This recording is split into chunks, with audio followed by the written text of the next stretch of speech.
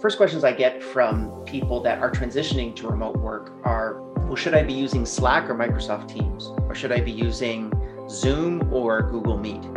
And the answer that I have for them is quite frustrating, which is, if those are the questions that you're asking, then you don't actually know the answer that you need to find.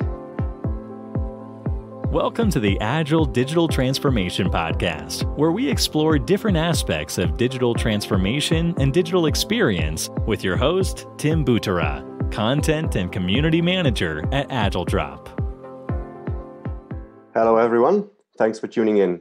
I'm joined today by Liam Martin, author of the book Running Remote, published by HarperCollins, and also the co-founder and CMO of the SaaS platform Time Doctor. In this episode, we'll be talking about collaboration in our remote-first and highly digitalized world, and specifically, we'll be taking a look at automation and asynchronous communication as two of the kind of dominant trends here. And welcome, Liam. It's a real pleasure having you on the show today, discussing this with you. Do you want to add anything to my intro before we move to our questions?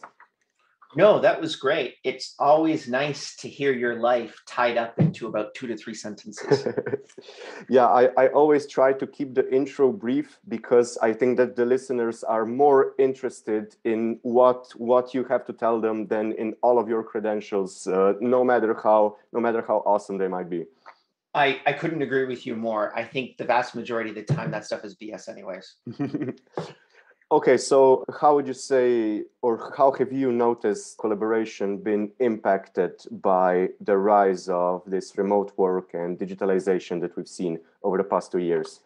I think there are 2 interesting trends that are happening at the same time. So when in January of 2020, 4% of the US workforce was working remotely. By March, it was 45%. That's the biggest transition of labor since the Industrial Revolution. But the Industrial Revolution took 80 years. We did it in March. There was this massive shift, and what I really define as pandemic panickers moved from a in-office environment where they knew how to manage those employees properly. There's been, 150, 200 years of MBA books written about that particular subject, to a point in which you're transitioning your entire workforce within days to a completely new way of working. The problem, however, was that instead of recognizing that this was a new way to work, the vast majority of those companies simply just recreated the office. Mm-hmm. And inside of that, there are major impacts, primarily as it applies to collaboration, which I think have been not really paid attention to all that often. I think if you go into your average, and I know that you deal a lot with Fortune 500 companies, so you might have more experience on this than I do, but the vast majority of the time, people are in Zoom calls 6 or 7 hours a day, right? So if you're an engineer, as an example, and you're spending 7 hours on a Zoom call, how much work can you actually get done during that workday? Remote first companies have recognized, and again, I've been doing it for 20 years, and I have a lot of friends in the remote workspace that were remote before the pandemic. They realize that there's a different methodology that you can implement to be able to make collaboration a lot easier. And we call it asynchronous management, which is the ability to be able to manage a company without necessarily interacting with people synchronously, meaning no Zoom calls, no in-person meetings. Even though we do them with an a la carte methodology as opposed to a buffet methodology. And that's the big barrier to entry that I've been trying to teach to as many remote first or non-remote companies, basically these pandemic panickers, as quickly as possible, which is what you're currently doing now is work from home.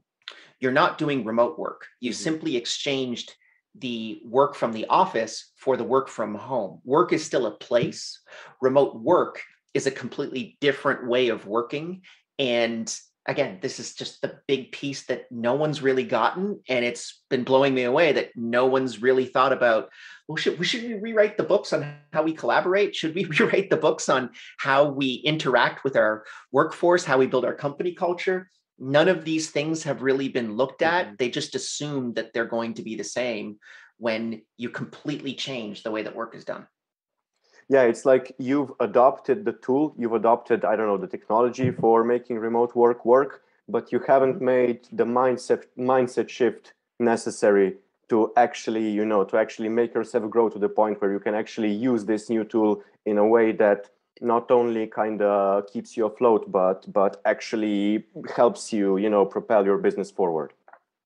Yeah, I've spoken a lot about how the first questions that I'll get, and you've probably gotten this quite a bit as well. First questions I get from people that are transitioning to remote work are, well, should I be using Slack or Microsoft Teams? Or should I be using Zoom or Google Meet?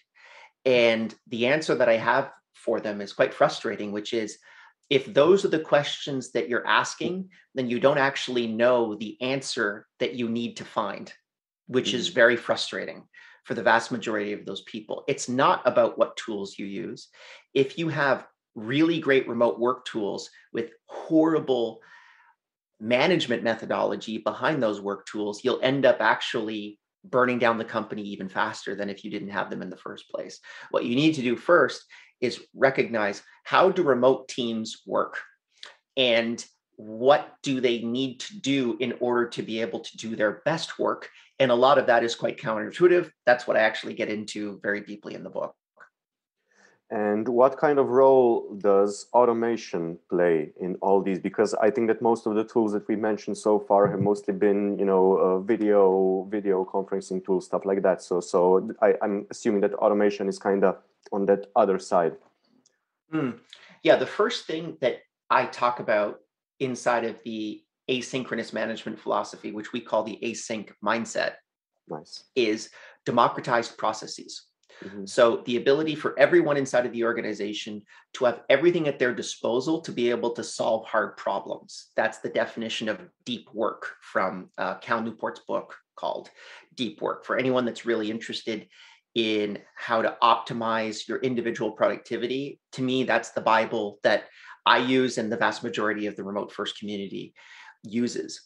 And inside of democratized processes, it allows for you to be able to make sure that everything that you can account for can be accomplished by someone else that isn't you. So the removal of sacred knowledge from the organization is absolutely critical. And it moves you from someone who owns that position, like I am the CTO, to someone that says, I am operating the role of CTO. And at any point, I can not be the CTO. And unless you have that built into what you're currently doing, you unfortunately don't have a business. We were talking just before the call here about some of my team members that are in Ukraine, and we've been doing a whole lot to be able to keep them online, and they're going to be fine. But the reality is that the first 1 to 2 weeks of the invasion, I was at a point where I thought to myself, okay, we have to actually recognize how to run this business without those engineers. Mm-hmm. And one of the first things that we did is we went back to a core document that we have every single person write about 6 months into their tenure with the company, which is how to do my job. And so that's the first real core process document that everyone writes. And it allows you to be able to account for all of the things that you do inside of the company, and then where those decisions need to be delegated to in order to be able to operate that particular position. And the thing that we find, which is really interesting, I am getting to your question, is that the vast majority of the time, we realize that a whole bunch of the things that they're doing inside of the business can be automated. That's not something that people should necessarily be fearful of. This is something that a lot of people fear, that because they say, well, I'm the only one that can do payroll, and therefore I am absolutely critical to the operation of the business. And it's a really negative way to think. That's a very protective way to think. Instead, you could say, well, I've actually completely automated payroll. It's down to 2 clicks now, as opposed to me spending 6 hours. This is a real story that happened to me about 4 or 5 years ago. I was talking to our payroll people, and we completely automated payroll. And now those payroll professionals can actually work a lot more on the EQ side of HR, really figuring out what problems other team members are facing and how they can open up those blockers for them. So again, going back to the deep work methodology, do you have everything in front of yourself to be able to accomplish hard problems? if you can do that faster than any of your competitors, and it doesn't matter what you do, whether you're selling software, whether you're pouring concrete, you will end up becoming the most successful company in your space. And automation is an absolutely critical component of this, but it requires a lot of openness from the individual team member or employee to be able to allow people to be freed from the drudgery of, cutting and pasting 1,000 times versus just saying, hey, you know what, let's actually just run an automation here and have this work perfectly from day one. I guess a lot of it rests on the company culture as well, right? If you're able to show, like in your example, you obviously, and you told me, you showcased how caring and empathetical you were towards the employees that were in Ukraine, right? And I assume that if you're able to showcase that, if you're able to instill that into your company culture and make it kind of one of the core values, then people will know that, your employees will be well aware that even if a lot of their tasks get automated, it doesn't mean that they'll get left behind or that they'll no longer be needed. So I think that that's a very key driver here, right? Knowing that even if some parts of your daily routine or your daily tasks can be replaced, that doesn't mean that you've now become disposable, basically. Yeah, and it also connects to the type of people that you hire. So I talk a lot about A players versus B players. A players are, I have 5 other job offers. Why should I work here? B players are, can you please give me this job, or can you keep me hired? The A players really have the higher mindset of saying, what excites me is solving difficult problems inside of the business. And the more of those difficult problems that I can get, obviously my work is more challenging, but it's also by extension more rewarding. I don't know about you, but for me, the more difficult problems that I can solve, the more rewarded I get, the more sense of reward that I get inside of the organization. So if you can just free yourself from all of those basically boring drudgery of tasks, then you can really focus on the things that drive you, that make you really excited about getting up in the morning and working on things that no one else would be, particularly in the engineering space, that no one else will be able to solve except for you. That's a very inspiring way to work. And if you can optimize everyone towards being really excited about their job, again, that's going to significantly accelerate the success of your organization. It's great to be in a field or an industry where you don't have to worry about your AI overlords taking over your job at some point. Well, or more specifically, work with your AI overlords. There is an AI, there are AIs that are going to be doing more and more work, but then it allows you to be more focused on the creative side of work. And to me, that's incredibly inspiring, right? There is not, I mean, we could talk for hours about AI and machine learning and where we think it's going, but I don't foresee in the next decade a AI that can do like general levels of intelligence, right? Just general problem solving is not necessarily something that I would see coming down the pipe relatively soon. So I think that actually you need to get really, really good at solving those general problems. It's not about how good you are at the React framework, as an example. It's more specifically about how can I think intelligently about how to solve this particular problem from an engineering perspective, as an example. That's the value that you bring to the table. And as many people as you can get optimized towards that is going to accelerate the organization. One other point that we talk about inside of asynchronous orgs, one of the biggest insights that I gained was their managerial layer is about 50% thinner than an in-office environment. And the reason being is, again, there's less reporting that happens manually because all of the reporting is automated, right? How am I doing? Oh, well, let me look at Jira and see how many tickets you're submitting. I don't necessarily need a manager to be able to tell me that. I could jump into Jira right now and figure out what all of my engineers are doing and how efficient they are at their job, and then what are blockers for them. That's the piece that I think is, again, really problematic inside of on-premise synchronous teams, because they don't recognize that you can actually provide automation on all of your reporting, which unfortunately is the vast majority of current managers' job. Well, yeah, Agile has kind of become the de facto or kind of the main mode of managing digital projects and products as opposed to waterfall before. And I think that you just can't have a proper Agile process without at least some kind of reliance on automation and most definitely on async communication. I think that that's just a no-brainer here. Sure. Yeah, absolutely. I mean, particularly for a distributed team, we're in 43 different countries all over the world.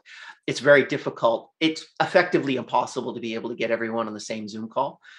So when you have those restrictions placed upon you, then you say to yourself, well, instead of getting everyone into a meeting, what I could do is make a really good 10-minute presentation as an example to be able to talk about company culture and talk about the action points that people should be taking. And then they can consume that information when they choose, when it's most opportunistic for them, when it's the lowest productivity blockage, right? When they have the most free time, they can go in and look at that type of information. And more importantly, actually, one of the things that we do, just touching on these AMAs that we do, is we really look at consumption as a core metric for us, meaning if you're not forced to consume this information, if it's voluntary, then we measure the amount of voluntary consumption of that information. And if we're not doing a very good job, if that's not going up and to the right, then the information isn't exciting. It's not informative. People don't like it. People don't like us. Like, you need to really kind of take a look at those things. And none of that is deployed inside of a synchronous management philosophy. It's basically just, listen, I'm the boss. I'm going to tell you how to do your job, and I'm going to order everyone into this meeting. You know, if you anonymously survey those people, did you find this meeting valuable? They all hate it. And it is so frustrating to be able to see people that are just sitting there, like world-class engineers that are sitting and rolling their eyes at a 45-minute meeting, talking about whether we should have a blue paperclip or a red paperclip, you know, on a report or something like that. This is not a valuable expenditure of their time, and you need to have them spend more time actually solving difficult problems. Yeah, and I just wanted to make a point about that, actually. It's not just about the consumption of information, right? There are certain types of people who may be super skilled or who may be super creative or really adept at solving problems, but they might feel less comfortable doing so in a rushed, synchronous team environment. Maybe they're much better at coming up solutions in more of an isolated flow of work, maybe asynchronously. Their brain works optimally at midnight, and obviously the meeting didn't take place at midnight. So, you know, I've often seen this happen, that I'm the type of person that's like, if you try to teach me something, or if you try to make me lean into something while that thing is going on, you'll probably meet some resistance. But once I'm able to get to try it out on my own, in my own time, at my own pace, that's the most important thing, I think, at my own pace, then I might come up with some really unique approaches, unique perspectives on the problem that none of the people involved would have come up with in a different setting. So yeah, I think that's also important here.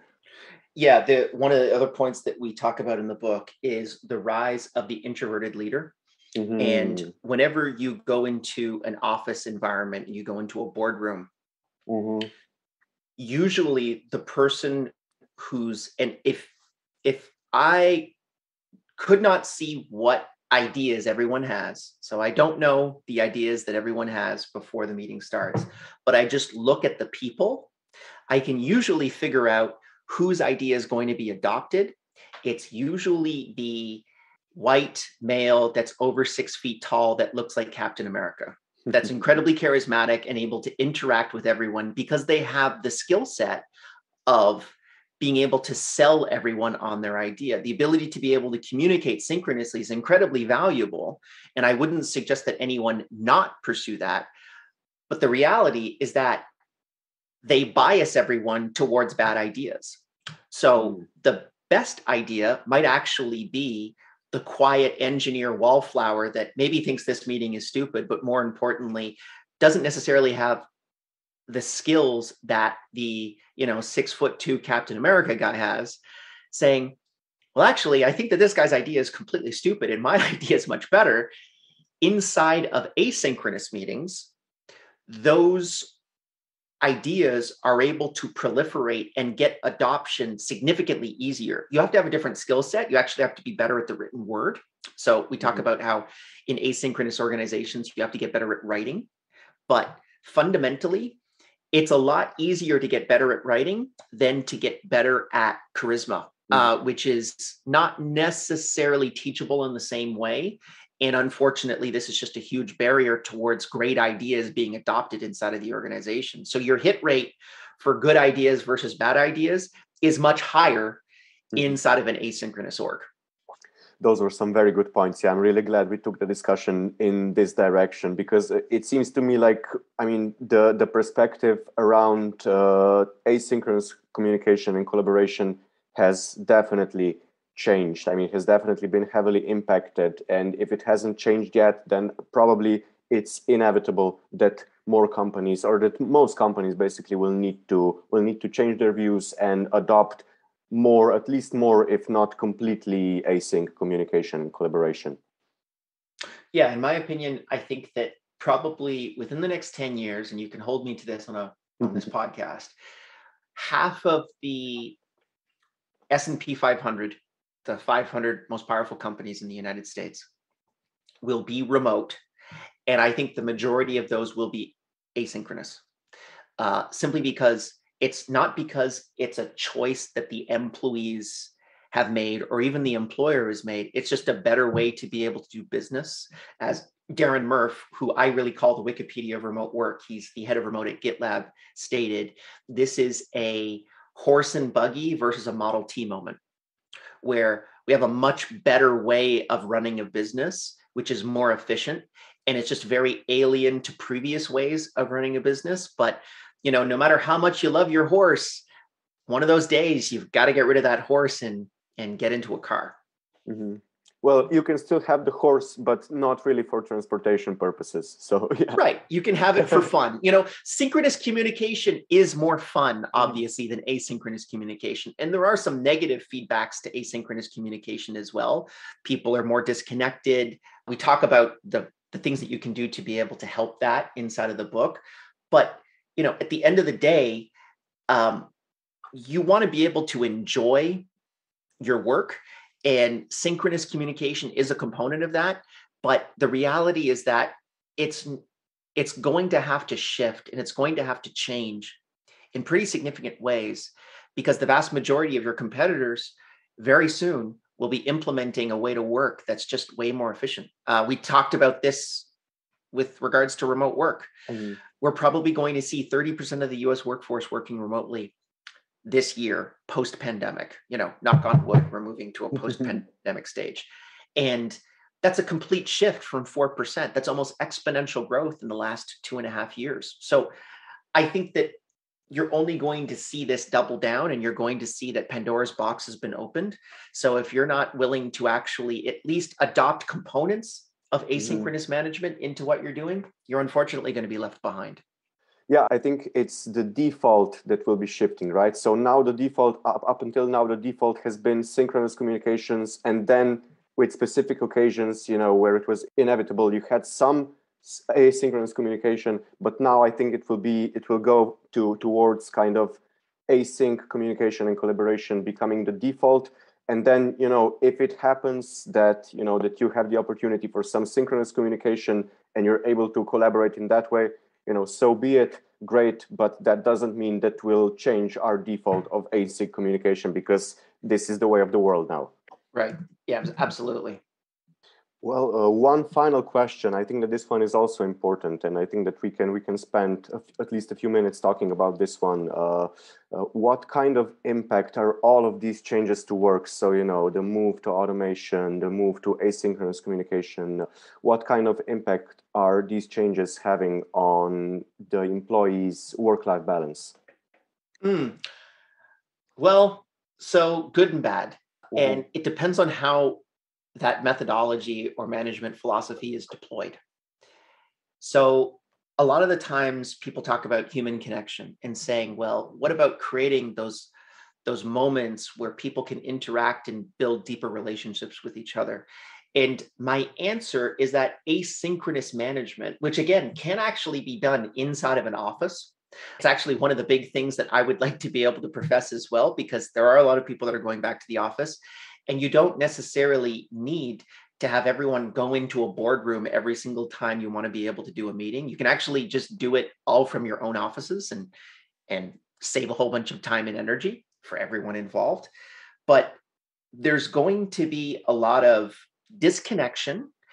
And I think there's going to be a lot of people that are used to the old way of working feel somewhat alienated when they implement asynchronous work. But the reality is that they've been working on a false assumption.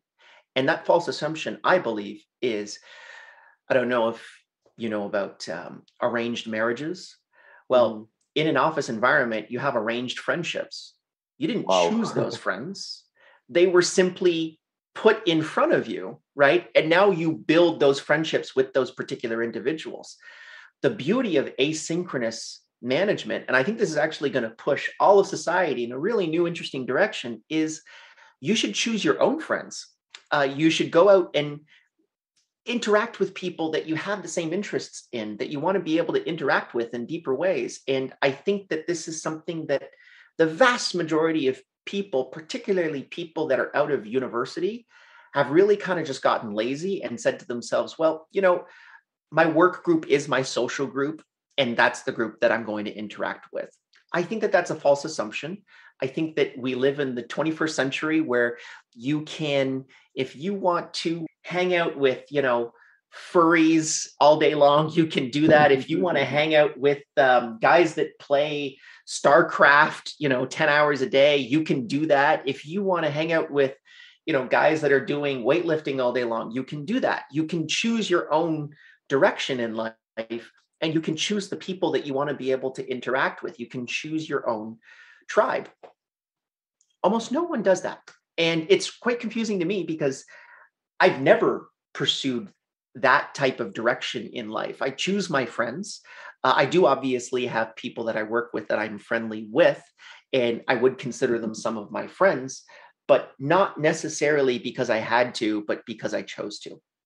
And that's the big piece that I think almost everyone hasn't really gotten yet. It's going to take a really long time for people to be able to get over that. But what I would challenge everyone to do today, if they're working remotely or more specifically asynchronously, and they're feeling a little alienated, consider that this is not the only group that you should be interacting with. You should strive and try to find other groups that maybe you're better connected to, that you'll get much more rewarding relationships from.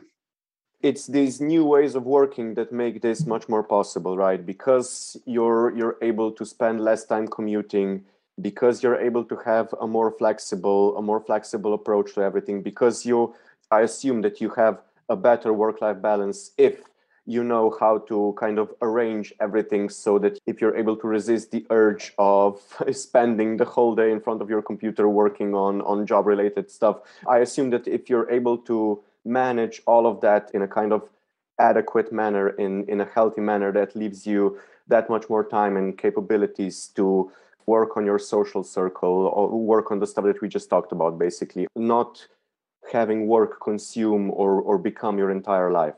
Absolutely. I think that, at least for me, if you remove everything else from remote work, you don't do asynchronous, you do synchronous, just removing the hour and a half commute and replacing that with sleep is going to significantly improve every single team member's overall productivity. If they can get an hour and a half more sleep as opposed to spending that on commuting, they're going to be much happier people. There are other things that you can do. Obviously, I'm currently sitting in my office. This is where I do work. All of my work gets left behind in this space. So I don't have Slack or email on any of my personal devices like my cell phone or my iPad. Those are for socialization. And then my work computer is for work. So creating a very clear work-life division, I think, is important, particularly when people are working remotely. But, even if you don't do that, getting an hour and a half back every single day is going to significantly improve your overall productivity and your state of being, which I think everyone is kind of discovered at this point, which is why a lot of these employers that are asking people to come back to the office, a lot of those people are saying, hell no, I'm not going back under any circumstances whatsoever. I think these were some great points, Liam, and a great way to finish the episode. Just before we wrap up our discussion, if listeners wanted to reach out to you or learn more about you or learn more about your book or your event, where can they do all that? Just go to runningremote.com and you'll be able to get access to the conference that we run every single year. We're going back to a physical conference, May 17th and 18th, which is going to be very exciting. And then the book as well, which is going to launch in August. If you check out the website, you'll be able to get all the details on the book as well. And then if anyone wants to talk with me in a deeper way, the best place to go is youtube.com/runningremote, where we put all of our talks up for free after the fact. And then we also talk a lot about how to build and scale remote teams on that YouTube channel. If you comment there, I'm going to be able to get back to you very, very quickly. It's actually the only form of social media that I really do pay attention to. Awesome. But don't get back to them too quickly, because then it will barely be asynchronous communication, right? Yeah, that's the only form of social media that I'm actually addicted to be completely honest with you. So it's probably going to be, a couple hours at least. But if I'm into something that's really important, obviously, I do not get back to people immediately.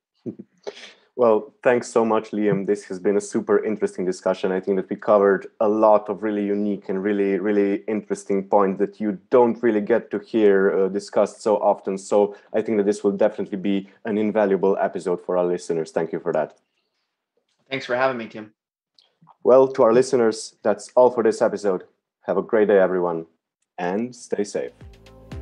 Thanks for tuning in. If you'd like to check out our other episodes, you can find all of them at agiledrop.com/podcast, as well as on all the most popular podcasting platforms. Make sure to subscribe so you don't miss any new episodes, and don't forget to share the podcast with your friends and colleagues.